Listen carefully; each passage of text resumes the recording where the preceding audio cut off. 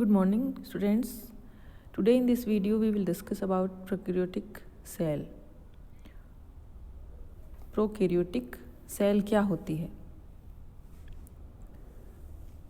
कोशिकाओं को केंद्रक की उपस्थिति तथा अनुपस्थिति के अनुसार चेतन ने 1925 में दो भागों में डिवाइड किया था, प्रोकैरियोटिक सेल और यूकैरियोटिक सेल। प्रोकैरियोटिक कोशिका एक अत्यंत सरल और जिसमें जैव रासायनिक रूप से डिफ्रेंशिएशन पाई जाती है। इसमें केंद्रक झिल्ली एक निश्चित आकार की नहीं होती है और केंद्रक भी इसमें अनुपस्थित होता है। इसमें आनुवंशिक पदार्थ कोशिका द्रव्य में रहता है। ये केंद्रक झिल्ली के द्वारा आबद्ध यानी केंद्रक झिल्ली के द्वारा ये जुड़ी हुई नहीं होती। ऐसे केंद्रक इस तरह के जो केंद्रक है वो एडवांस नहीं होते, प्रिमिटिव टाइप के होते हैं। इनको न्यूक्लियोइड कहते हैं। इनके डीएनए में हिस्टोन प्रोटीन नहीं पाई जाती है। इनमें अन्य इकाई झिल्ली युक्त कोशिकांग जैसे mitochondria, endoplasmic reticulum, Golgi body, lysosome आदि भी नहीं पाए जाते। इस तरह के जो कोशिकाएं हैं वो बैक्टीरिया, साइनोबैक्टीरिया, रिकेट्स, माइकोप्लाज्मा, स्पायरोप्लाज्मा आदि में पाई जाती है। आप इस डायग्राम में देखिए, इस डायग्राम में दिख रहा है ये प्रोकैरियोटिक सेल का डायग्राम है। Prokaryotes are unicellular organism that lack organs और other internal membrane bound structures. Therefore they do not have a nucleus but instead generally have a single chromosome, a piece of circular double-stranded DNA located in an area of the cell called the nucleoid. Most prokaryotes have a cell wall outside the plasma membrane. आप इसमें diagram में देखें, flagella, pilus, capsule, cell wall, cell membrane, ribosome और सबसे important इसमें जो दिख रहा है वो chromosomal DNA is localised in a region called the nucleoid. इसको क्रोमोसोम न कहकर न्यूक्लियोइड कहा जाता है कि क्रोमोसोम के अंदर, क्रोमोसोम के ऊपर हिस्टोन प्रोटीन पाई जाती है, हिस्टोन का आवरण पाया जाता है और इसमें किसी भी तरह का कोई भी डबल मेम्ब्रेन युक्त कोशिकांग नहीं पाया जाता, जैसे mitochondria, endoplasmic reticulum, Golgi body, इस तरह का लाइसोसोम, इस तरह का किसी भी तरह का कोई भी कोशिकांग नहीं पाया जाता। तो इसका मतलब प्रोकैरियोटिक सेल्स जो है बहुत ही सिंपल टाइप की कोशिका होती है। जैसे हमने एल्गी में भी पढ़ा, साइनोबैक्टीरिया है वो प्रोकैरियोटिक टाइप की, उसके अंदर प्रोकैरियोटिक टाइप की कोशिका पाई जाती है। The composition of the cell wall differ significantly between the domains bacteria and archaea, the two domains of life into which prokaryotes are divided. The composition of their cells wall also differ from the eukaryotic cell walls found in plants or fungi and insects. क्योंकि plants की cell wall cellulose की बनी होती है और insects के चारों तरफ काइटिन का आवरण पाया जाता है, सेल के चारों तरफ काइटिन का आवरण पाया जाता है. The cell wall functions as a protective layer and is responsible for the organism shape. Some bacteria have a capsule outside the cell wall. Other structures are present in some prokaryotic species, but not in others. For example, the capsule found in some species enables the organism to attach to surfaces, protects it from dehydration and attack by phagocytic cells, and increases its resistance to our immune responses. Some species also have flagella used for locomotion and pili used for attached to surface. Plasmid species also have flagella used for locomotion and pili used for attachment to surfaces.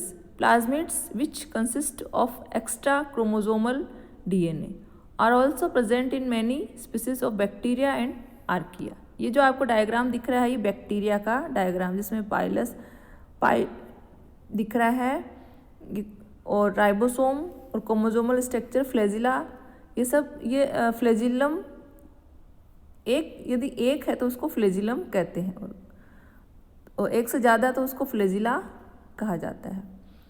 Universal ancestor जो आप उस diagram में देखिए, bacteria and archaea are both prokaryotes but differ enough to be placed in separate domains.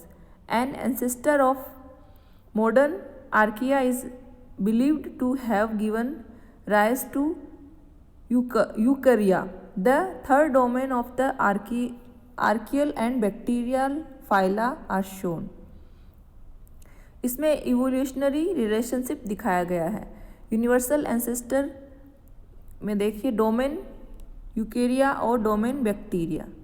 Domain archaea में अलग अलग दिखा रखा है, डोमेन बैक्टीरिया में अलग अलग दिखा रखा है। तो present in many species bacteria और आर्किया का डिफ्रेंशिएशन इसमें दिखा रखा। तो ये सभी जो सेल्स होती है वो है प्रोकैरियोटिक टाइप की सेल्स होती है।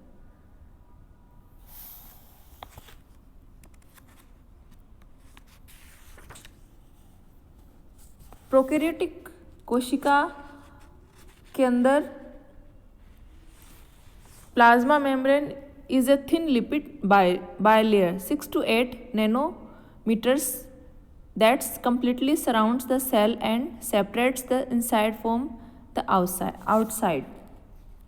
आप जब इसका डेप्थली और भी इसके बारे में पढ़ेंगे तो इसके कई बातों का पता चले। इसकी उत्पत्ति है, प्रोकैरियोटिक कोशिका की उत्पत्ति लगभग 3000 मिलियन पूर्व हुई थी। ये सदैव एक कोशिकीय होती है। इसका आकार 0.5 से लेकर 10 माइक्रोन मीटर होता है। इसकी कोशिका भित्ति प्रोटीन, कार्बोहाइड्रेट, लिपिड की बनी होती है। इसमें विटामिन सी नहीं पाया जाता। कोशिका के बाहर कैप्सूल उपस्थित हो सकता है जो म्यूकोपॉलीसैकेराइड्स का बना होता है। प्लाज्मा झिल्ली पर श्वसन श्रृंखला के एंजाइम मिलते हैं जिसमें मिजोसोम पाए जाते हैं। इसमें लिंग-रोम एफ कारक कोशिकाएं भी उपस्थित होती है। इसमें कोशिकांग कम मात्रा में पाए जाते हैं। राइबोसोम इसमें 50S व 30S सब यूनिट वाले पाए जाते हैं। इसका मतलब 70S श्रेणी के मिलते हैं। माइटोकॉन्ड्रिया इसमें नहीं पाई जाती। श्वसन श्रृंखला के एंजाइम प्लाज्मा झिल्ली पर ही पाए जाते हैं। एंडोप्लाज्मिक रेटिकुलम एब्सेंट होती है। गोल्जी कॉम्प्लेक्स अनुपस्थित होता है। लाइसोसोम अनुपस्थित होता है। क्लोरोप्लास्ट प्रिमिटिव टाइप के होते हैं और इसमें मेम्ब्रेन नहीं पाई जाती, झिल्ली नहीं पाई जाती। न्यूक्लियस केंद्रक सुस्पष्ट नहीं होता, वह न्यूक्लियोइड कहलाता है। न्यूक्लियर अभिरंजक के साथ क्रिया नहीं करता है। न्यूक्लियर मेम्ब्रेन केंद्रक झिल्ली अनुपस्थित होती है। न्यूक्लियोप्लाज्मा इसमें नहीं पाया जाता। क्रोमोसोम सरल प्रकार का एक गुणसूत्र केवल डीएनए का बना होता है जो कि रिंग में पाया जाता है। केंद्रिका इसमें नहीं पाई जाती। न्यूक्लियोलस नहीं पाया जाता। हिस्टोन प्रोटीन अनुपस्थित होती। जनन की क्रिया, समसूत्री व अर्धसूत्री विभाजन इसमें नहीं पाया जाता। मल्टीप्लिकेशन और बडिंग मुकुलन के द्वारा इस जनन की क्रिया होती है। फ्लैजिला, कुछ बैक्टीरिया में एक फाइब्रिल युक्त फ्लैजिला पाया जाता है जिनका विन्यास 9+2 नहीं होता। सेक्सुअल रिप्रोडक्शन दाता से ग्राही कोशिका की दिशा में जेनेटिक मटेरियल के ट्रांसफर होने से होता है परंतु इसमें सामान्यतः नहीं पाया जाता। पैरोक्सिसोम्स एब्सेंट होते हैं। मिजोसोम्स एब्सेंट होते हैं और साइटोस्केलेटन अनुपस्थित होता है। सूक्ष्म नलिकाएं व तंतु भी अनुपस्थित होते हैं। मूवमेंट, कोशिका द्रव्य में किसी भी प्रकार की कोई गति नहीं पाई जाती। कोशिका विभाजन के दौरान सेंट्रियोल, तरकु तंतु तथा सूक्ष्म नलिकाएं अनुपस्थित होती है। डेवलपमेंट के पश्चात उत्तक विभेदन तथा कायांतरण नहीं पाया जाता। प्रकाश संश्लेषण की क्रिया क्रोमेटोफोर में होती है। ऑक्सीजन उत्सर्जक अनुपस्थित होते हैं। प्रोडक्ट इसमें जो बनते हैं वो है अमीनोग्लाइकोसाइड्स, लिपिड्स, ओलिक अम्ल, स्टेरॉइड्स, एंटीबायोटिक्स आदि। रेस्पायरेशन प्लाज्मा झिल्ली में संपन्न होता है। विकल्पी अनाक्सीश्वसन तथा ऑक्सीश्वसन पाए जाते हैं। मेटाबॉलिज्म विभिन्न उपापचय क्रियाओं हेतु सुस्पष्ट अंग पाए जाते अनुपस्थित होते हैं। डिफरेंट टाइप की मेटाबॉलिक क्रियाओं के लिए स्पष्ट अंग नहीं पाए जाते हैं। एंटीबायोटिक सेंसिटिविटी, इसमें संवेदनशीलता पाई जाती है। एंटीबायोटिक संवेदनशीलता पाई जाती है। गुणसूत्र एकल गुणसूत्र पाया जाता है और वलयाकार होता है। mRNA अनुकरण के दौरान स्प्लाइसिंग नहीं होती है। तो ये डिफरेंट टाइप के स्पेशल कैरेक्टर प्रोकैरियोटिक कोशिका में पाए जाते हैं। I hope you understood and like this video. You listen carefully this video, and in this corona time use mask, use sanitizer, take care, bye bye.